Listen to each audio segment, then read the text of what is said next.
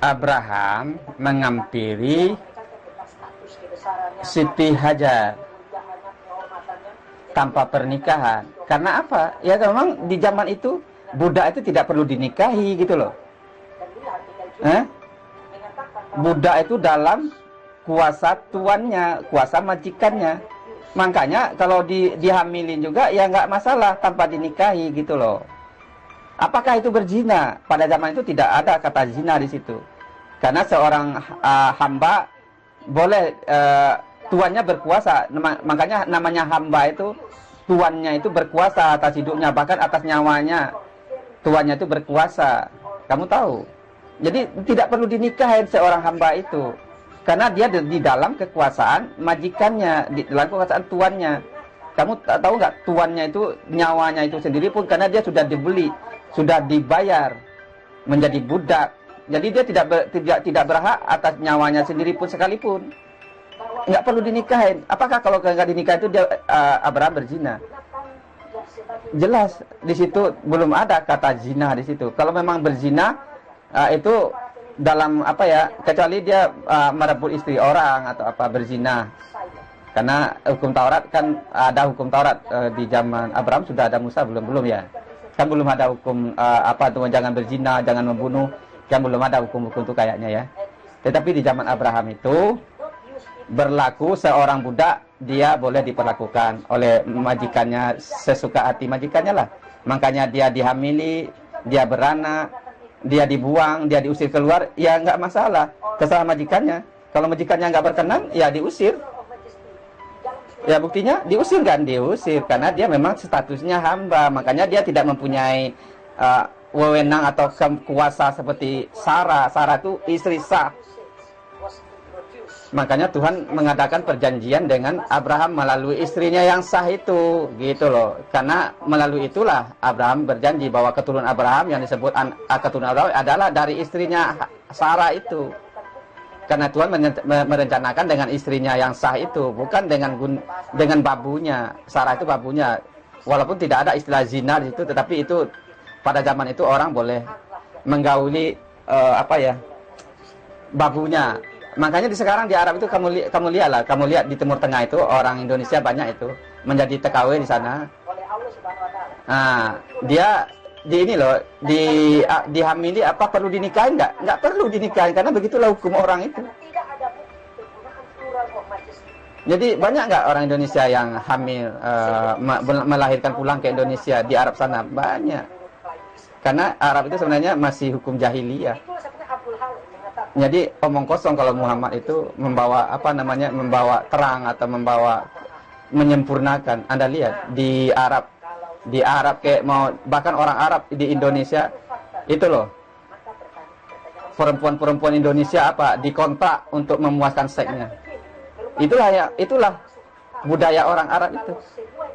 Tetapi Abraham pada zaman itu memang budak tidak perlu, babu tidak perlu dinikahi. Makanya tidak ada keharusan untuk menikahi Siti Hajar. Bismillahirrahmanirrahim. Dengan menyebut nama Allah yang maha pemurah lagi maha penyayang, Tuhan yang maha tinggi lagi maha suci, yang tidak mungkin makan ikan goreng.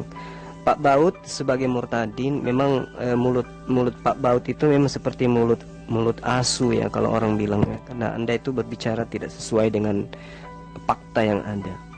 Kalau Anda kemudian berbicara mengenai perbudakan di Arab sampai hari ini itu masih ada, itu karena Pak Baut terlalu banyak makan anjing.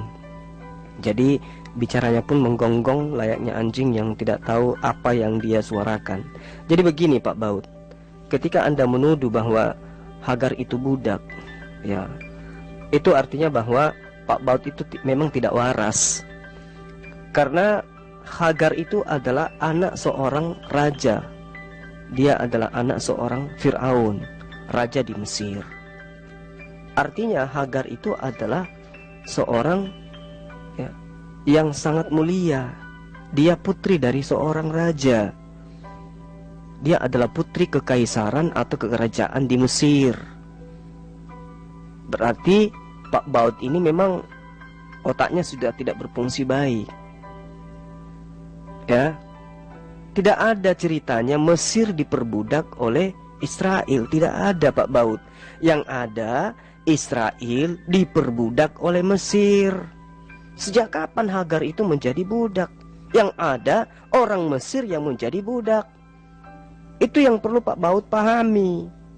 Ya, kalau kemudian Anda menceritakan tentang cerita berdasarkan kitab Anda, itu Anda harus tahu bahwa kitab Anda itu hanya terjemah dan berasal dari orang-orang yang benci terhadap non-Yahudi. Maka ketika mereka mendapatkan cerita tentang Hagar, anak seorang raja yang pernah memperbudak mereka, cerita itu pun dibolak-balik. Itu yang perlu Anda pahami. Dinasti Fir'aun, penguasa Mesir kuno, ya, itu adalah kerajaan yang sangat luar biasa yang pernah berkuasa, yang menguasai Israel sampai mereka dibebaskan oleh Nabi Musa dari perbudakan. Jadi Pak Baut ini kalau kurang ilmu jangan asal ngomong, Pak Baut. Ya, Anda itu tidak punya ilmu. Makanya saya katakan kepada Pak Baut, belajar dulu. Jangan cuman asal murtad lalu menyerang Islam tanpa ilmu, membabi buta. Anda mengatakan bahwa Ismail bukan keturunannya, tapi kitab yang Anda tenteng mengatakan Ismail itu adalah anaknya. Kejadian 25 nomor 7 sampai 9, Abraham mencapai umur 175 tahun, lalu ia meninggal, dan anak-anaknya Ishak dan Ismail menguburkan dia di dalam gua Makfela. Itu disebut sebagai anaknya, Ismail disebut sebagai anaknya. Nah sekarang apa hubungannya Pak Baut yang pemakan anjing ini dengan Abraham? Apa hubungannya dengan bapak? Kalau Islam itu jelas hubungannya berasal dari anaknya, yaitu Ismail. Nah kalau Kristen itu asalnya dari mana Pak Baut? Apa hubungannya dengan Pak Baut? Kok Anda ketawa? Siti Hajar itu memang pembantunya Hagar kok. Hamba sahayanya Hagar kok. Sarah kok. Anda lihat sejarahnya bagaimana Abraham menghampiri Siti Hajar itu, pembantunya itu.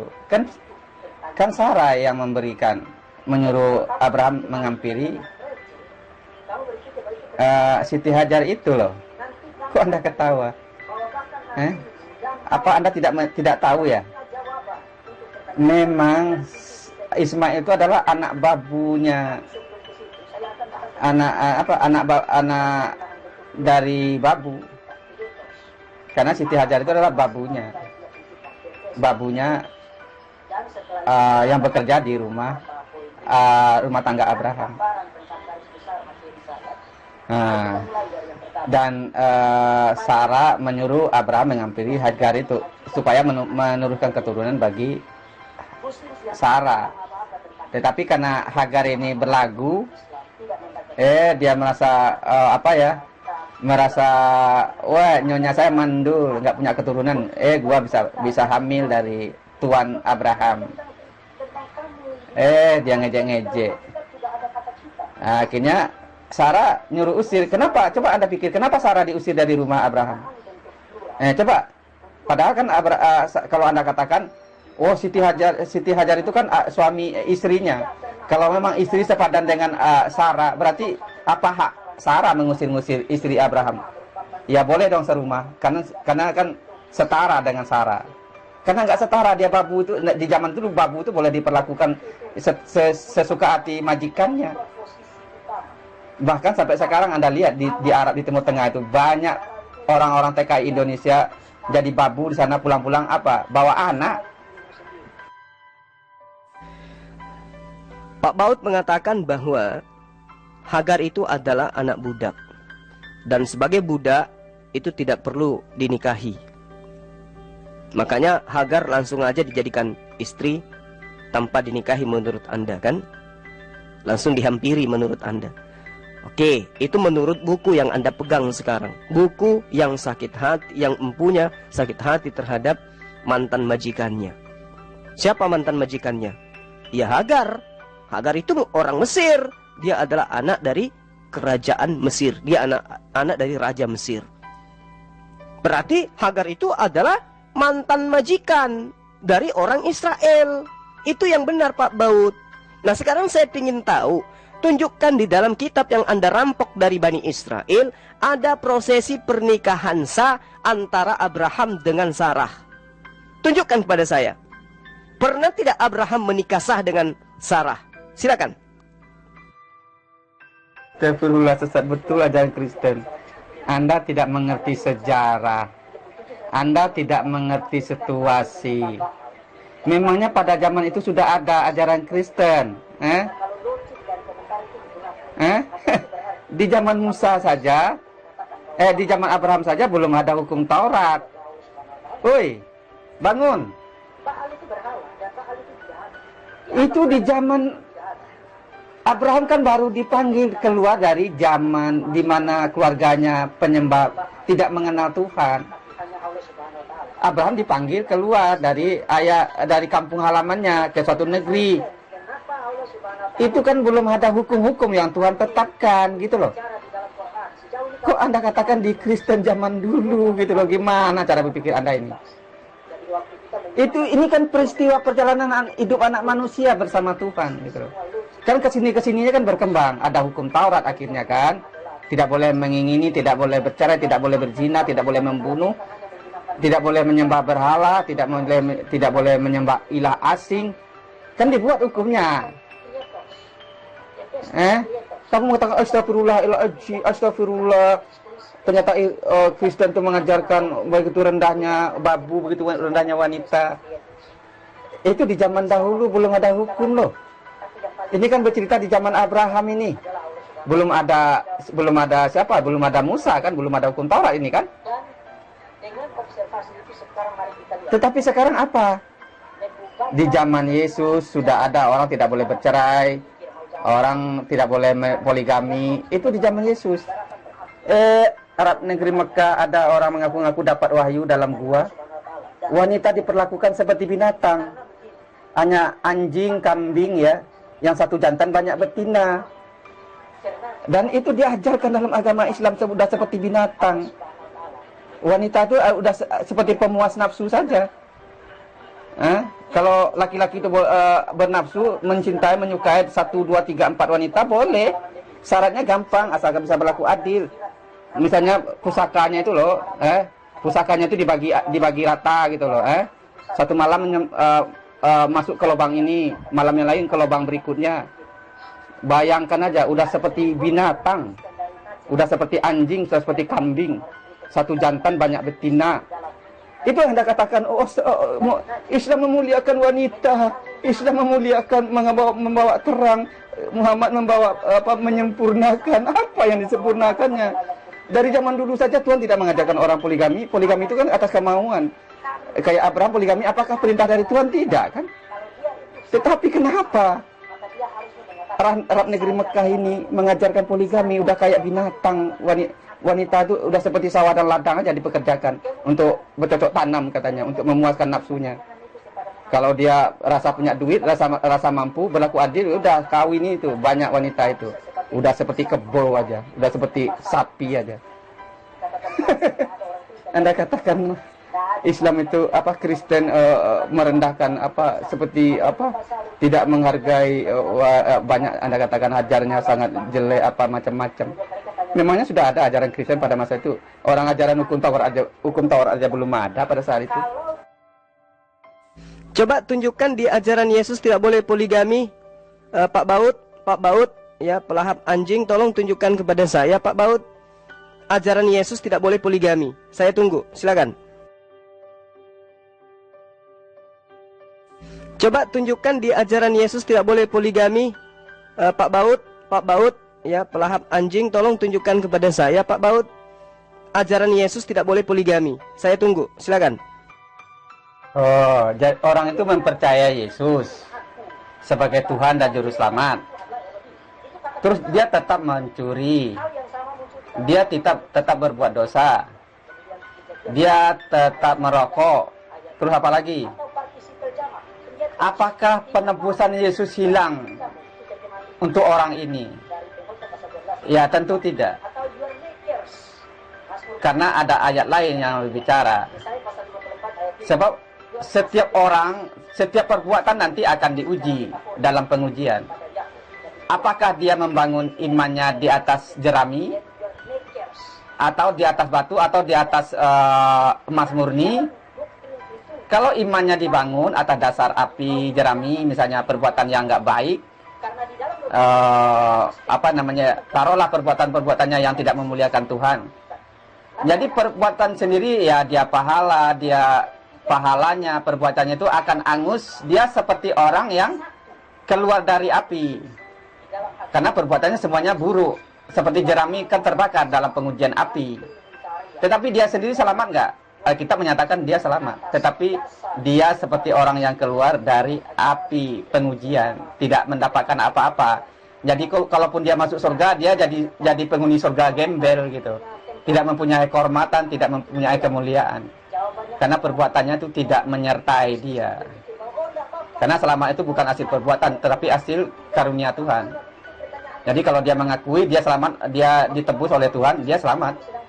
Tapi dia masuk surga dengan tanpa amal pahala, tanpa upah, tanpa mahkota, tanpa kemuliaan, karena dia hidup dalam dosa.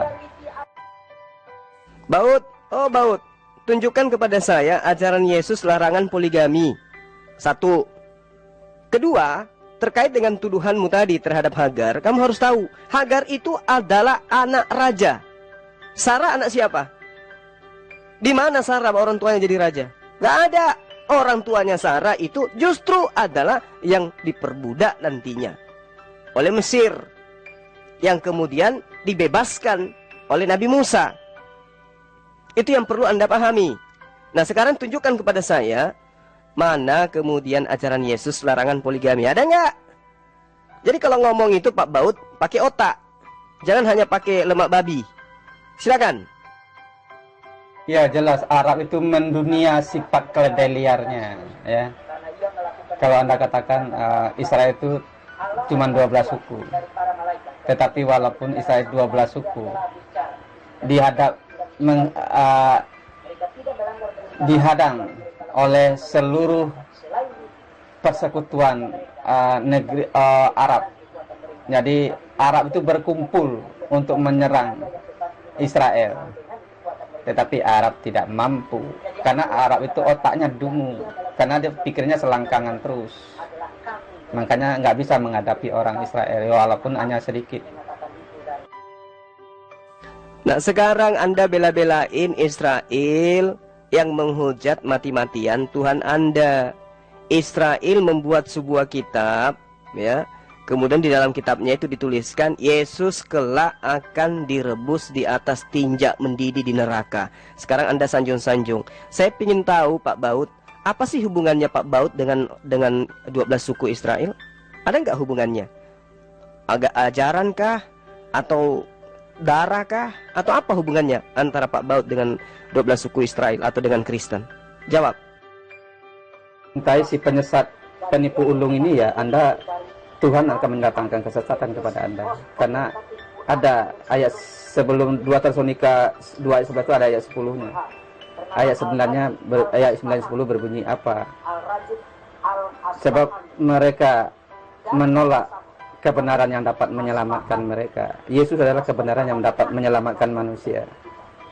Tetapi kalau Anda menolak kebenaran dan Anda mencintai penipu dan iblis ini, ya Tuhanlah yang akan mendatangkan kesesatan kepada Anda, karena Anda tidak mau datang kepada kebenaran.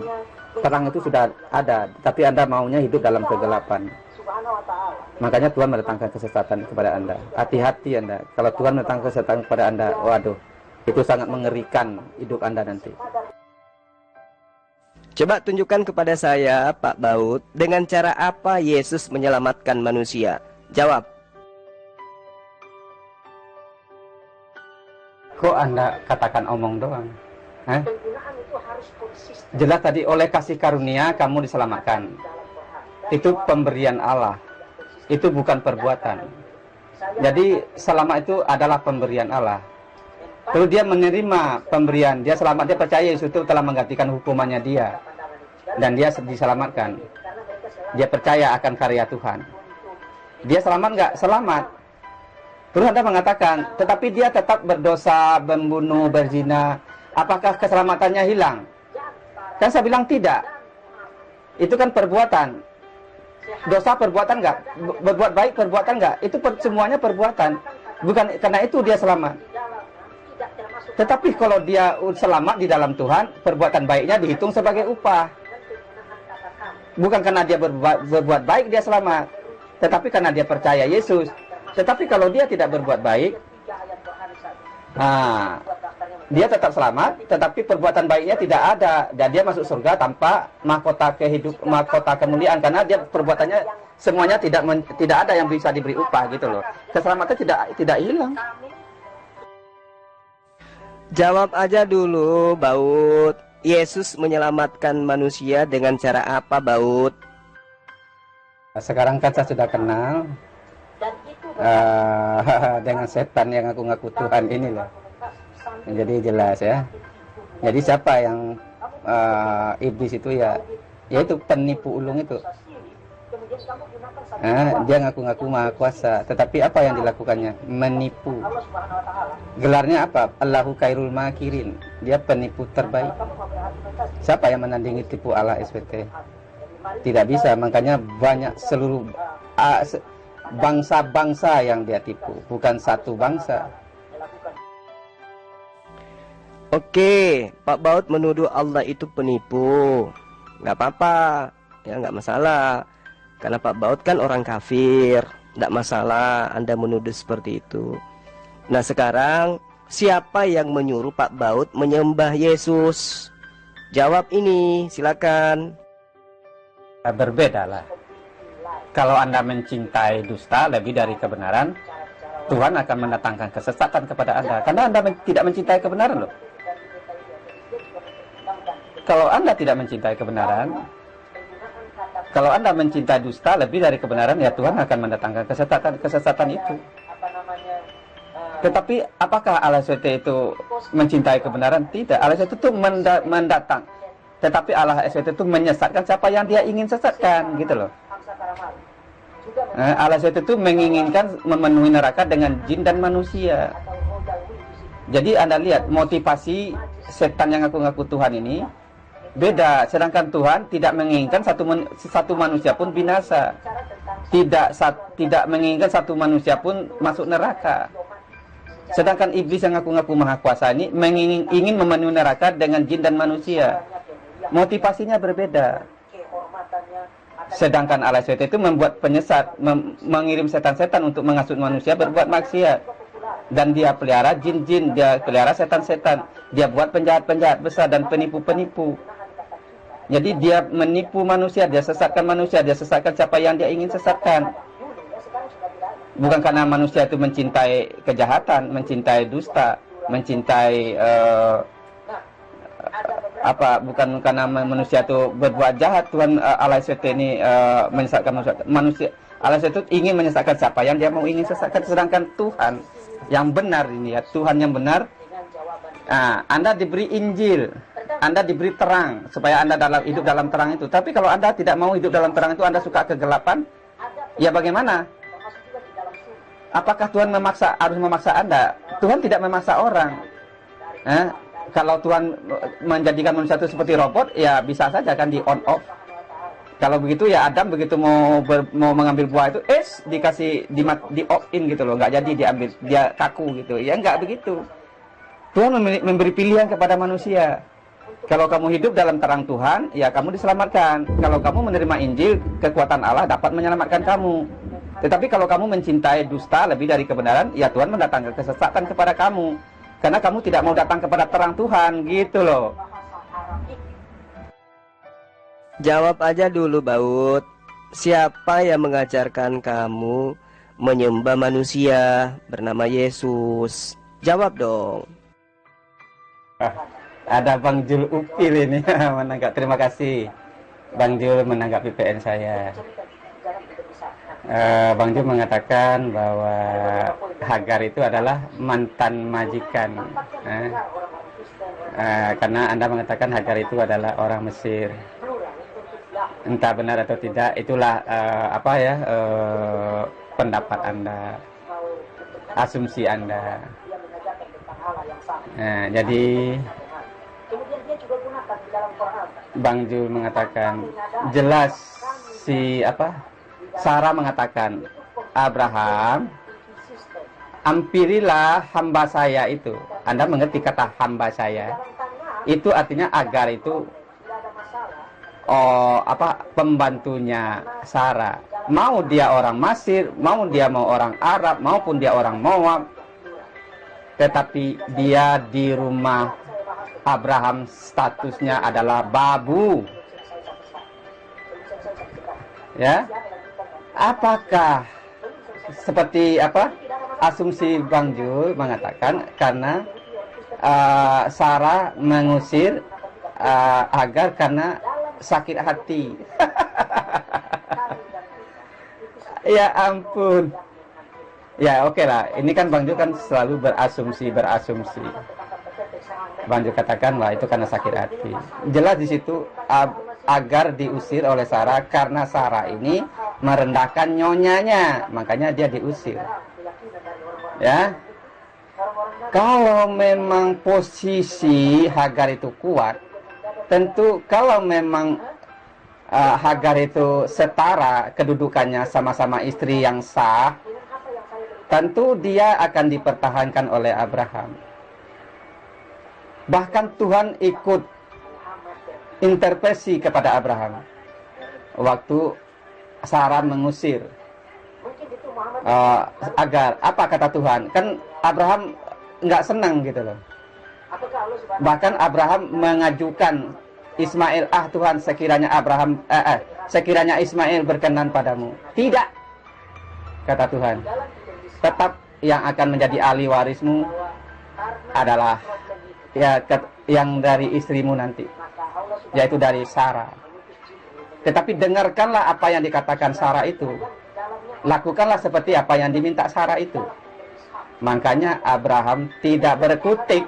Akhirnya diusirlah itu budaknya itu. Terus Bang Jul mengatakan, mana buktinya? Ada nggak buktinya? Tunjukkan ke saya, kata Bang Jul, bahwa Abraham itu menikah, ada resepsi pernikahannya, ada undang-undang orang gitu kayak sekarang gitu ya Bang Jul ya. Ya nggak seperti itulah dulunya. Tetapi siapa itu Sarah? Sarah itu masih saudara kok dengan Abraham, saudara dari ibunya atau anak dari bapaknya atau anak dari ibunya. Jadi masih saudara itu. Abraham itu dengan Sarah itu masih saudara dari ibunya atau saudara dari bapaknya. Tapi nanti kita cari bisa. Tapi masih saudara. Jadi jelas posisi Sarah tidaklah babu, bukanlah babu, tetapi masih satu keluarga dengan Abraham. Jadi jelas Hagar diusir bukan karena dia mantan majikan. Saya nggak tahu apakah dia mantan majikan atau tidak, tetapi pastinya kedudukan Hagar itu adalah sebagai babu di sana. Bahkan Tuhan mengatakan bahwa dia memang akan memberkati, karena Abraham meminta kepada Tuhan, Tuhan, sekiranya Ismail berkenan kepadamu. Tapi Tuhan menolak, tidak. Tetapi anakmu itu, Ismail itu nanti akan kubuat juga menjadi bangsa yang besar. Aku akan membuat banyak keturunannya, akan menjadikan raja-raja besar melalui Ismail itu.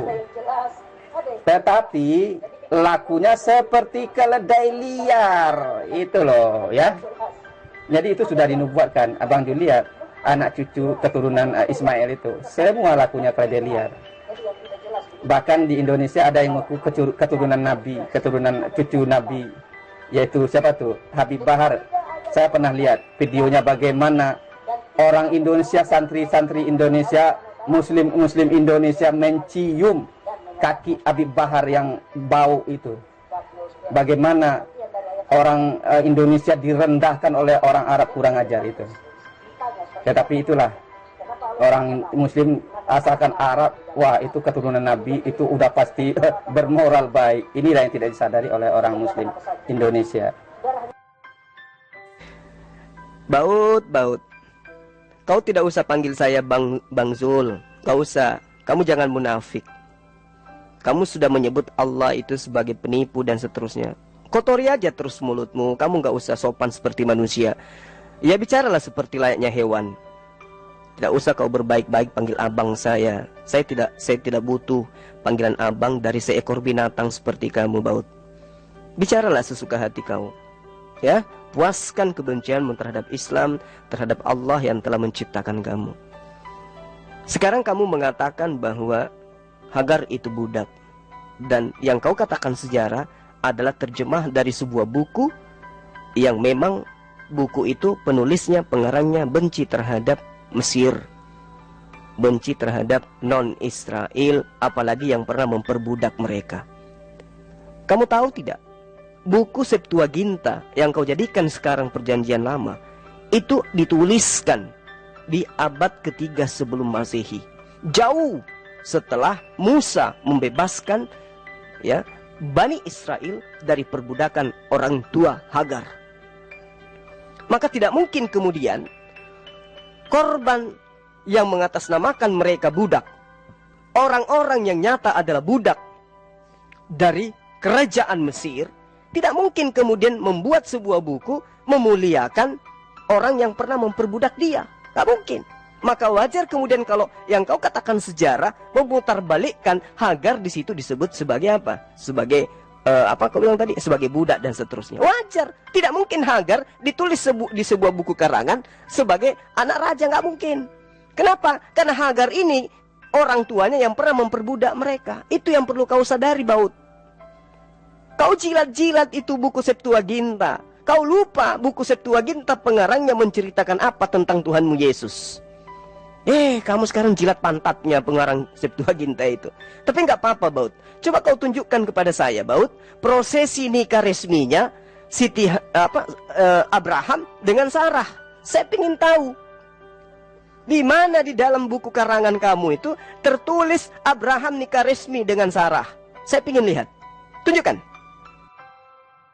Ini Jul Upil, dengar ya, Jul Upil.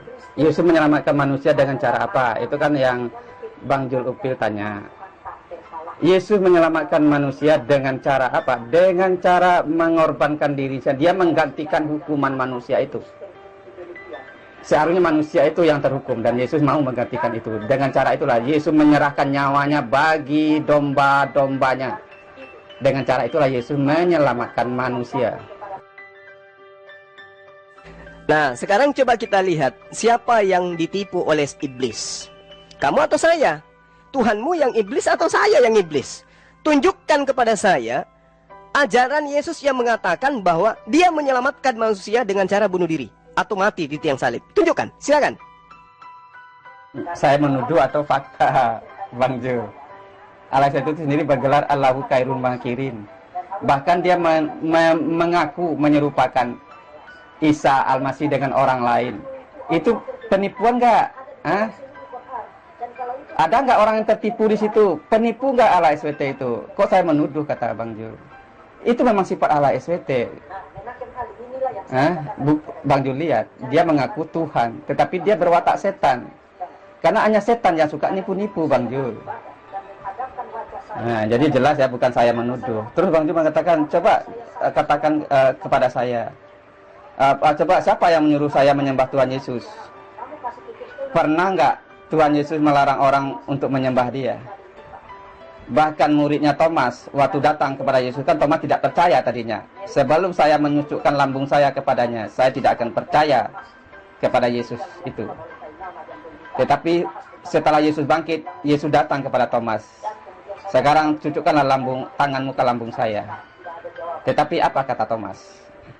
Apa yang dikatakan Thomas kepada Yesus? Ya Tuhanku dan Allahku. Dan Thomas sujud menyembah. Apakah Yesus melarang? Tidak. Yesus malah mengkonfirmasi, kamu melihat aku, kamu percaya. Tetapi berbahagialah mereka yang tidak melihat namun percaya. Jadi saya walaupun saya tidak melihat Yesus, tetapi saya percaya Yesus itu maha kuasa. Bahkan dia lebih hebat dari Allah SWT. Makanya saya sembah Yesus, saya tinggalkan Allah SWT. Karena saya percaya dia Maha Kuasa dan dia membuktikan Injil itu kekuatan Allah. Dan segala jawaban saya dijawab oleh Alkitab. Karena Alkitab itu adalah hikmat Tuhan yang dapat mengerti, kita dapat mengerti Tuhan. Jadi kalau kita ingin mencari Tuhan dan Tuhan bisa menemukan kita hanya melalui Alkitab. Oke, silakan aja Anda menuduh sesuai dengan pemahaman yang Anda tahu. Silakan. Itu sah-sah saja karena Anda kafir, wajar. Kalau saya berbicara tentang kitabmu, fakta bukan tuduhan. Fakta bukan tuduhan. Nah sekarang, siapa yang kemudian menipu kamu sampai kau mendudukkan Yesus itu sebagai Tuhan? Tuhan yang menjelma menjadi manusia. Siapa yang menipu kamu sampai kau menganggap Yesus itu adalah Tuhan? Apakah Yesus atau ada roh di dalam tubuhmu yang kemudian mengajak kamu menyembah kepada manusia bernama Yesus? Jawab. Sekali lagi saya tanya Bang Zulkifli, kenapa kalian Quran tuduh bahwa Allah itu menyesatkan, penyesat? Quran 358 dan Quran 14 ayat 4. Coba kau bacakan ayatnya seperti apa dalilnya, ya. Jangan kau seperti seekor murtadin si baut itu. Silakan tunjukkan ayatnya, bacakan supaya saya bisa jelaskan samamu. Silakan. Di dalam Al-Quran 14 ayat 14, di situ dikatakan bahwa Allah tidak pernah mengutus seorang rasul pun, ya, selain bahasa yang diutus. Dan Allah menyesatkan siapa yang Dia kehendaki, ya. Kenapa Allah harus menjadi penyesat? Apakah Allah itu berpropaganda peran ganda? Dia adalah penyesat dan Dia adalah Tuhan? Coba jawab Pak Zulkifli. Membahas tentang Al-Quran tidak bisa seperti itu. Coba kau bacakan ayatnya, biar saya terangkan kepadamu. Kau jangan seperti seekor murtadin, si baut Umar itu, jangan. Silakan, bacakan ayatnya, biar saya jelaskan. Quran 14 ayat 4. Di situ dikatakan, kami tidak mengutus seorang rasul pun selain bahasa kaum, ya. Dan Allah menyesatkan, kami menyesatkan siapa yang kami kehendaki dan memberi petunjuk kepada siapa yang kami kehendaki. Kenapa di Al-Quranmu tertulis bahwa Allah menyesatkan, ya? Bukankah Al-Quran memfitnah Allah? Coba jelaskan. Atau memang Allahmu penyesat? Bacakan ayatnya, Tuyul. Kamu lagi membahas Quran, harus baca ayatnya kalau bahas Quran. Tak boleh hanya disebut seperti itu. Apa kau pikir gospel, gosok pelan? Membahas tentang Al-Quran tak bisa seperti itu. Coba kau bacakan ayatnya, biar saya terangkan kepadamu. Kau jangan seperti seekor murtadin, si baut Umar itu, jangan. Silakan, bacakan ayatnya, biar saya jelaskan. Quran 14 ayat 4. Di situ dikatakan, kami tidak mengutus seorang rasul pun selain bahasa kaum, ya. Dan Allah menyesatkan, kami menyesatkan siapa yang kami kehendaki dan memberi petunjuk kepada siapa yang kami kehendaki. Kenapa di Al-Quranmu tertulis bahwa Allah menyesatkan, ya? Bukankah Al-Quran memfitnah Allah? Coba jelaskan. Atau memang Allahmu penyesat? Bacakan ayatnya, Tuyul. Kamu lagi membahas Quran, harus baca ayatnya kalau bahas Quran. Tak boleh hanya disebut seperti itu. Apa kau pikir gospel, gosok pelan? Membahas tentang Al-Quran tak bisa seperti itu. Coba kau bacakan ayatnya, biar saya terangkan kepadamu. Kau jangan seperti seekor murtadin, si baut Umar itu, jangan. Silakan, bacakan ayatnya, biar saya jelaskan. Quran 14 ayat 4. Di situ dikatakan, kami tidak mengutus seorang rasul pun selain bahasa kaum, ya. Dan Allah menyesatkan, kami menyesatkan siapa yang kami kehendaki dan memberi petunjuk kepada siapa yang kami kehendaki. Kenapa di Al-Quranmu tertulis bahwa Allah menyesatkan, ya? Bukankah Al-Quran memfitnah Allah? Coba jelaskan. Atau memang Allahmu penyesat? Bacakan ayatnya, Tuyul. Kamu lagi membahas Quran, harus baca ayatnya kalau bahas Quran. Tak boleh hanya disebut seperti itu. Apa kau pikir gospel, gosok pelan? Saya sudah baca ayatnya genderuwo, ya. Di situ dijelaskan bahwa kata Qur'anmu di Quran 14 ayat 4, kami menyesatkan siapa yang kami kehendaki dan memberi petunjuk kepada siapa yang kami kehendaki, ya.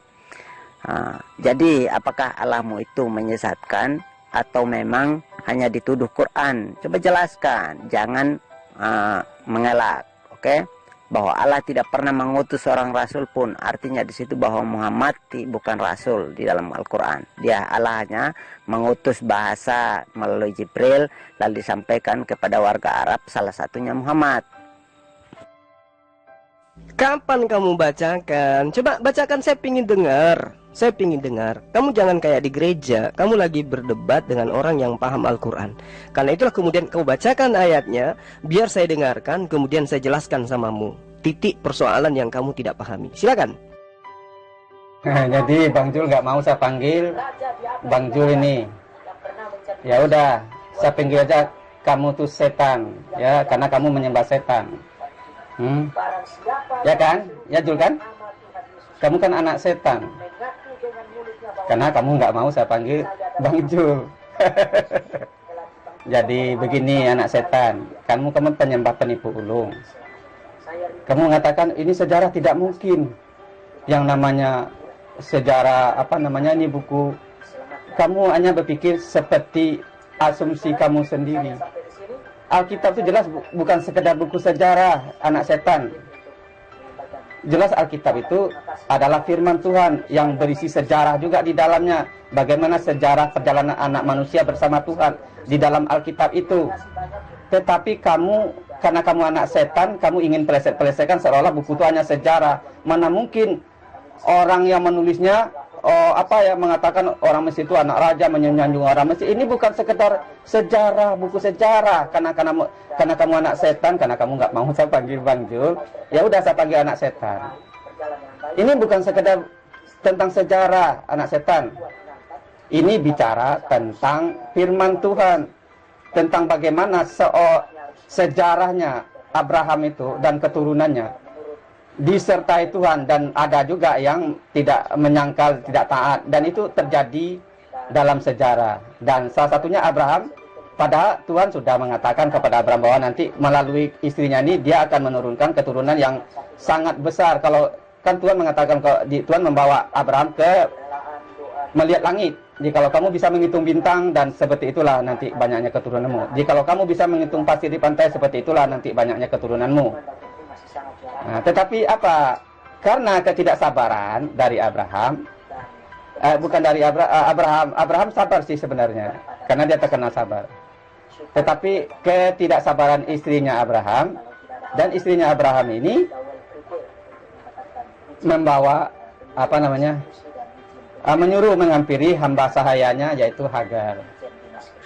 Itu jelas hamba sahayanya gitu loh, pembantunya. Makanya berhak diusir. Terus saya mau panggil Bang Jul lagi, karena Bang Jul nggak mau saya dipanggil Bang Jul. Ini bukan karena saya benci sama Bang Jul, tetapi karena Bang Jul memanggil saya Baut, supaya kita saling memberi, saling berbagi. Ya bolehlah saya panggil saya kamu kan menyembah setan, karena kamu menyembah penipu ulung. Ya boleh dong saya panggil kamu anak setan, karena saya anak Tuhan gitu loh, Bang Jul. Karena saya iman di dalam Yesus, saya menjadi anak Allah. Karena kemajuan kan diperbudak oleh setan untuk menyembah dia paling enggak 5 waktu dalam sehari. Tidak akan kujadikan jin dan manusia, kecuali hanya untuk menyembah-nyembah aku. Nah, kamu sembahlah bapakmu itu, setan yang ingin memperbudak kamu gitu loh, Jul. Jadi mana prosesi pernikahannya? Memangnya di zaman itu harus ada orang kondangan seperti sekarang. Pergilah ke zaman masa itu. Ini sejarah perjalanan manusia. Pada zaman itu tidak ada kondang-kondangan. Kalaupun ada, tidak ditulis kan. Kalau ditulis semuanya Abraham mengundang, kan dia Sarah itu kan masih saudara itu. Masih saudaranya Abraham itu. Kalau sekarang kan orang nggak boleh menikah dengan saudaranya. Kalau dulu ya boleh. Nah, jadi dia perlu nggak dia mengumpulkan saudara-saudaranya nggak dia? Kalau saya imajinasikan ya mengumpulkan. Tetapi ditulis semua nggak? Kalau ditulis semuanya, Ibrahim kencing, Ibrahim malam itu atau sore dia mengundang saudaranya, Pusaranya tuh jalan kaki, dia pakai sendal atau tidak, itu dia pakai baju apa, kok semua ditulis begitu? Waduh, kacau, tebal seperti apa bukunya.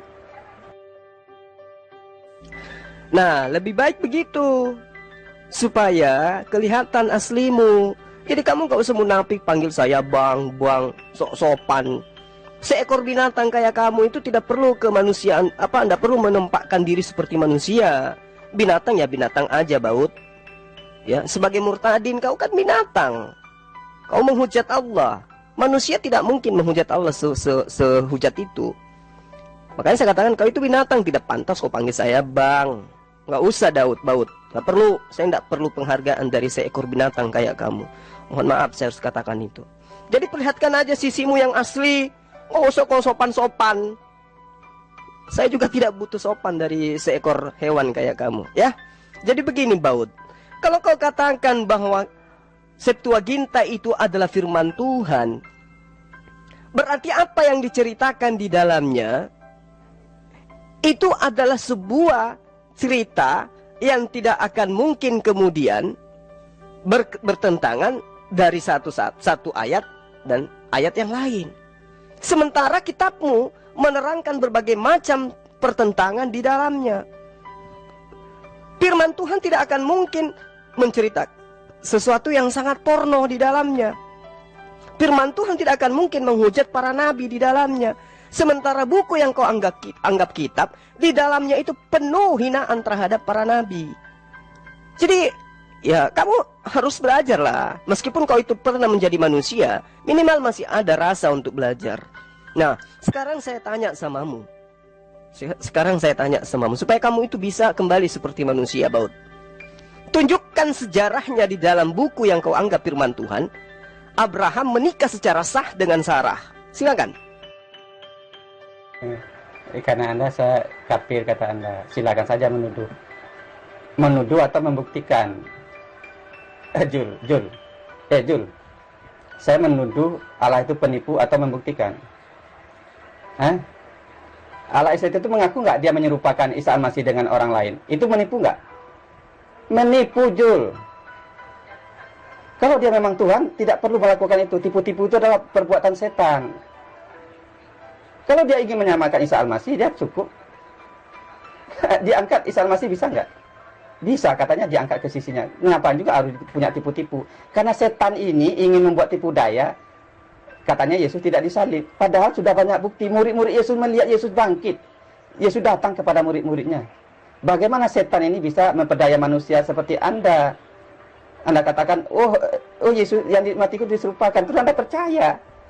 Padahal Yesus itu bangkit. Siapa yang menyuruh saya menyembah setan? Menyembah Yesus setan atau apa? Gitu, roh apa yang ada di dalam saya? Jul, Anda baca di Yohanes 17 ayat 2. Yesus berkata, segala kuasa atas yang hidup ada padaku. Segala kuasa atas yang hidup ada pada Yesus. Kalau Yesus ini cuman manusia atau nabi, nabi apa yang mempunyai kuasa atas segala yang hidup ada di tangannya? Cobalah kau pikirkan, kau sudah diikat oleh setan ini. Kau berserulah dalam nama Yesus, supaya setan yang ngaku Tuhan itu, yang ngaku-ngaku Allah SWT itu, supaya lepas, dan supaya kamu bisa dibebaskan dari setan penyesat manusia itu. Ya Jul ya, ini bukan kebencian Jul, ini bukan fitnahan Jul, ini bukan tuduhan Jul. Jelas dia penipu ulung. Dia mengaku menyerupakan Isa dengan orang lain, itu kan penipuan Jul. Sadarlah kau Jul. Ya Jul ya. Terus siapa yang menyuruh saya? Apakah Presiden Jokowi harus mengaku dulu saya presiden baru saya percaya? Tetapi kalau segala kuasa ada di tangan Yesus, siapa Yesus itu? Patut nggak saya sembah? Patut sekali Jul. Makanya saya tidak percaya Allah SWT itu maha kuasa. Segala sesuatu bergantung kepada Allah SWT, tidak ada. Tidak satu pun manusia bergantung kepada Allah SWT ini. Karena dia penipu ulung. Kamu saja yang percaya Jul bahwa Allah SWT itu maha kuasa. Apa kuasanya? Dari kemarin saya katakan, kalau saya tantang dia 1 lawan 1, berani nggak? Katanya, oh itu karena dia maha sabar, makanya dia tidak menahan diri untuk tidak menghazab saya. Benarkah dia sabar?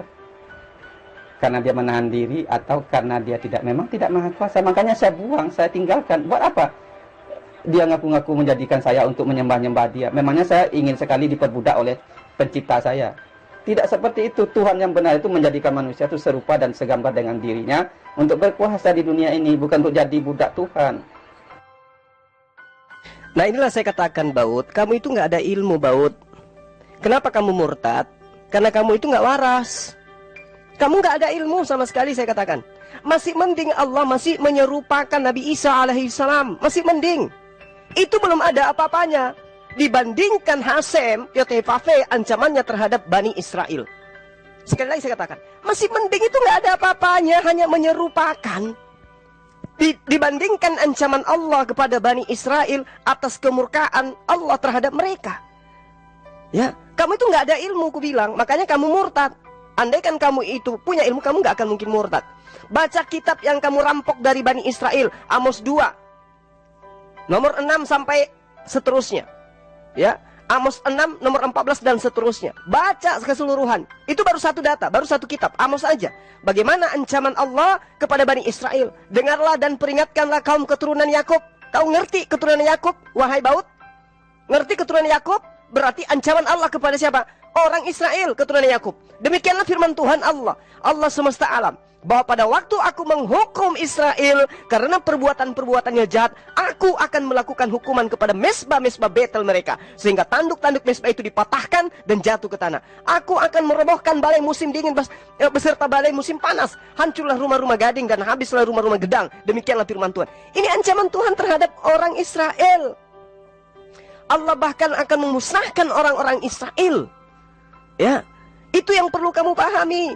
Kalau saya menunjukkan data demi data di dalam kitabnya Bani Israel, bagaimana kemudian Allah mengancam Bani Israel, maka kamu ya akan sadar kemudian. Kamu tuh tidak tahu apa-apa, Baut. Kau itu murtadin odong-odong yang tidak punya ilmu. Coba kau baca Amos 2 nomor 6 dan seterusnya. Beginilah firman Tuhan, karena 3 perbuatan jahat Israel, bahkan 4, aku tidak akan menarik kembali keputusanku.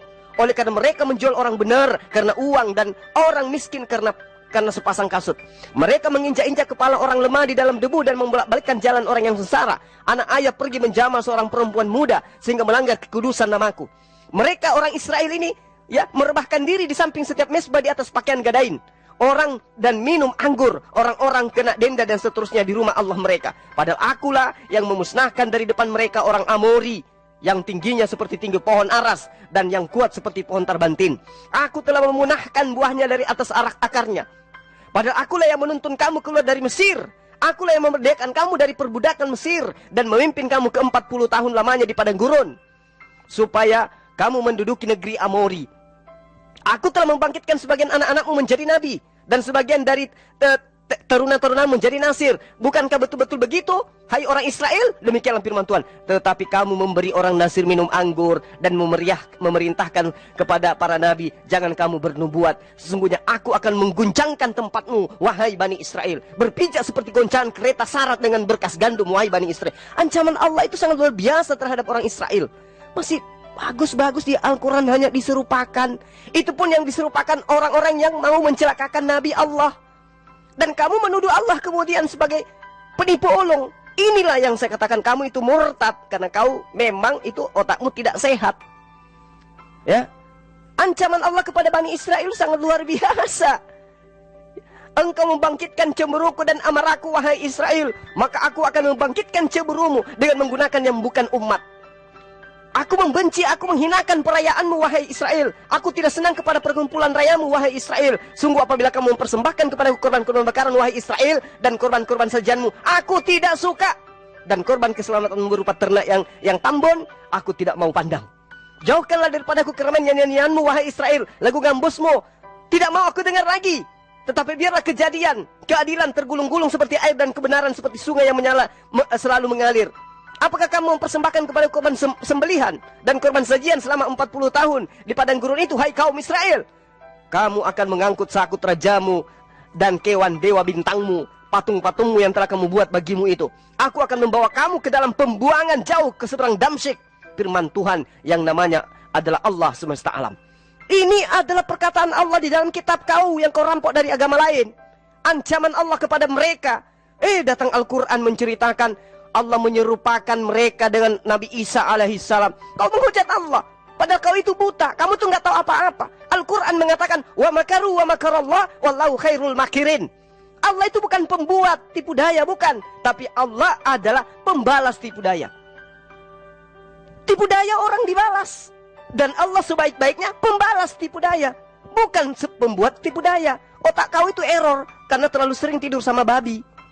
Ya, di situ wallahu khairul makirin. Allah sebaik-baiknya pembalas tipu daya. Jadi ada tipu daya yang kemudian Allah balas. Seperti pemerintah kita sekarang, penjahat. Ya, pemerintah adalah sebaik-baiknya pembalas penjahat. Apa itu? Penjara. Apakah penjara itu kejahatan? Tidak. Pemerintah, sistem negara kita ini adalah sebaik-baiknya pembalas terhadap pelaku kejahatan. Sadari itu baut. Makanya kurangi tidur dengan babi. Oke? Zulkifli, Allah bangsa-bangsa itu berhala kecuali Allah Israel, Allah yang disembah Abraham, Ishak dan Yakub. Itulah Allah yang benar. Allah di luar sesembahan umat Israel adalah berhala. Berarti Tuhanmu berhala dong. Thank you. Ya, thank you karena kamu sudah jujur. Yesus itu berhala. Itulah buktinya bahwa Muhammad itu bukan nabi, ya. Bahwa sesungguhnya Allah tidak pernah mengutus seorang rasul pun, ya, kecuali bahasa kaumnya, ya. Jadi Allah hanya mengutus kata-kata kepada Jibril untuk disampaikan kepada umat Arab. Jadi Muhammad itu bukan rasul karena Allah bersaksi bahwa dia tidak pernah mengutus seorang rasul pun. Allah hanya menyesatkan siapa yang dia kehendaki dan memberi petunjuk kepada siapa yang dia kehendaki. Nah, bukti bahwa Allah SWT itu Allah penyesat, menyesatkan kalian yang hanya modal imani. Oke? Kalau kamu sudah mampu merontokkan kebenaran Al-Quran, baru kamu bisa mengatakan Rasulullah Muhammad SAW itu bukan nabi. Silakan pilih ayat yang ada dalam Al-Quran yang mampu Anda baca, bacakan kepada saya, kita ulas. Buktikan bahwa ayat itu bukan firman Allah. Kalau kamu bisa.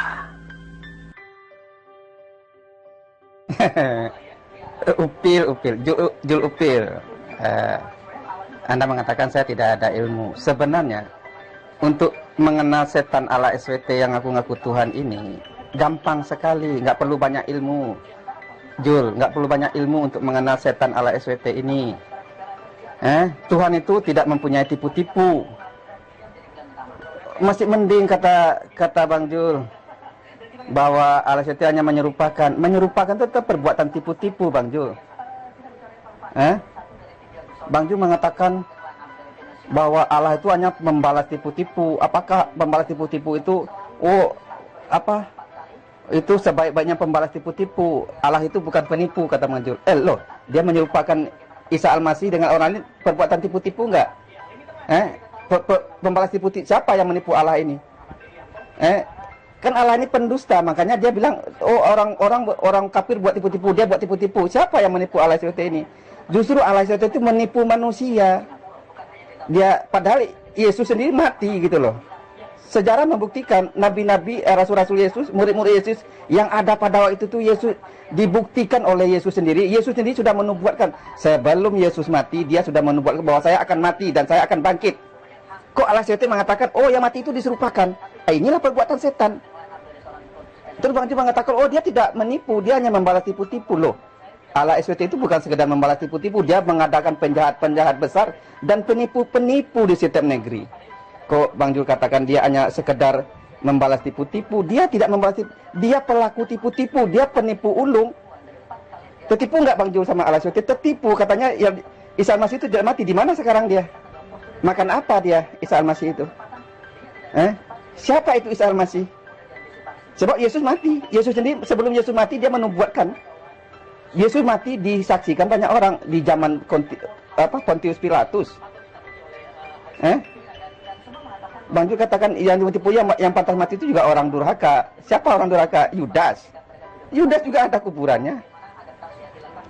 Nah, bagaimana Bang Jul katanya Bang Jul ini punya otak. Saya pikir kalau Bang itu sedikit otak saja, saya pikir bisa mengerti itu Palestina itu penipu ulung. Terus Bang Jul bandingkan di mana tuh di kitab Amos bahwa orang Israel dihukum Tuhan. Ya karena dia Tuhan yang maha kuasa. Kalau orang bersalah pantas nggak dihukum sama Tuhan? Pantas. Karena dia Tuhan. Kalau ada orang sembarangan sama dia, ya dihukumlah sama dia. Karena dia bukan Tuhan saja, bukan pengasih saja, tetapi dia maha kuasa juga. Tetapi tipu-tipu itu bukan sifat Tuhan. Tipu-tipu itu bukan sifat, itu sifat setan. Makanya LSWT itu penuh dengan tipu-tipu, sifat iblis ada dalam seluruh kepenuhan setan ada dalam diri LSWT. Apa yang tidak ada sama dia? Semuanya ada. Menimbulkan permusuhan dan kebencian sama orang Yahudi dan Nasrani. LSWT ini menimbulkan itu. Tuhan yang menang maha adil. LSWT itu maha adil enggak? Sama perempuan kok hanya tunduk kepada seorang suami. Suami boleh poligami kok. Apanya? Dari kitabnya saja LSWT itu tidak ada mahanya gitu loh. Karena dia bukan Tuhan gitu loh. Bang Jul mengatakan, apakah itu tidak ngeri orang Israel dihukum Tuhan? Iyalah. Kalau orang saya itu tidak berkenan melakukan kezoliman, ya dicampakkan, dibuang sama Tuhan. Dan itu dilakukan Tuhan. Bahkan dibiarkan dia tercerai-berai. Bahkan dibiarkan dia disiksa oleh musuh-musuhnya. Karena dia keras tengkuk. Berhak nggak Tuhan melakukan itu? Ya berhak. Tapi bukan berarti dia harus menipu-nipu untuk melakukan itu. Karena si tipu-tipu itu bukan milik Tuhan, itu milik setan. Itu watak karakter iblis, tipu-tipu. Makanya kalau ada yang ngaku-ngaku Tuhan Maha Kuasa tetapi mengaku menyerupakan, itu perbuatan setan. Kalau Tuhan ingin menyelamatkan umatnya, dia selamatkan. Tidak perlu dia bikin tipu-tipu gitu loh. Karena ini sifat Tuhan. Sifat Tuhan itu suci. Sedangkan sifat tipu-tipu itu adalah sifat yang hina, sifat yang najis, sifat iblis. Bagaimana Bang Jul katakan itu hanya lebih masih mending, kata Bang Jul. Kok masih mending? Penipu, dia buat tipu-tipu kok Bang Jul katakan masih mending. Kalau dia ingin menyelamatkan, dia selamatkan. Tidak perlu buat tipu-tipu, menyerupakan gitu loh. Ini perbuatan tipu-tipu Bang Jul. Kalau Allah SWT menghukum orang saleh karena dia memang Tuhan Maha Kuasa. Dia bumi angus kan, kalau memang Bang Jul tidak menyembah dia juga, ya nanti ya Bang Jul dihukum. Pantas nggak? Ya pantas lah. Orang dia yang menjadikan langit dan bumi ini tuh Bang Jul tembak setan yang ngaku-ngaku Maha Kuasa. Pantas nggak Bang Jul dihukum Tuhan nanti? Dihukum lah. Baut, saya sudah bilang kau jangan panggil saya Bang. Oke Baut? Gak layak kemudian pemakan remah-remah duduk semeja dengan saya. Kau jangan panggil saya Bang. Panggil sesuka hati kau, jangan panggil saya Bang. Gak layak. Oke? Sekarang saya kembalikan kepada kamu. Tunjukkan kepada saya ayat di dalam Al-Quran bahwa Allah itu penipu. Itu satu. Kedua, saya ingin tahu dari mulutmu yang masih bisa berbicara. Di dalam kitab yang kau anggap firman Tuhan, di situ nyata bertaburan tipuan tentang anak Daud dari gundiknya di Yerusalem. Satu. Di dalam Samuel 5, nomor 13 sampai nomor 16 dikatakan 11 orang. 1 Tawarik 14, nomor 3 sampai 7 dikatakan 13 orang. Mana yang benar? Ini tipikal penipu ini kayak begini. Di data lain, di kitab lain dikatakan 11 orang, di kitab lain dikatakan 13 orang. Itu satu. Lalu dikatakan di 2 Samuel 8 nomor 4, tentara berkuda tawanan Daud itu ada 1.700. Kemudian di 1 Tawarik 18:4 dikatakan ada 7.000. Lalu kemudian tentang ekor kuda kereta yang dibunuh oleh Daud. Di dalam 2 Samuel 10 nomor 18 dikatakan 700 ekor. Di 1 Tawarik 19 nomor 18 dikatakan 7.000 ekor. Sekarang saya tanya samamu, kenapa ada firman kalau dia adalah Tuhan, nipunya kebangetan kayak begini? Antara 11 dengan 13, antara 1.700 dengan 7.000, antara 700 dengan 7.000. Ini penipu atau apa ini? Ini firman Tuhan atau firman setan? Jawab. Baut, sekali lagi saya minta samamu, tunjukkan di dalam Al-Quran yang menerangkan bahwa Allah itu penipu. Silakan. Sebelum saya tunjukkan di kitabmu ya bahwa Tuhanmu itu penipu. Silakan. Ayo Baut, tunjukkan ayat di dalam Al-Quran yang kamu tuduhkan kepada Allah bahwa Allah itu penipu. Silakan.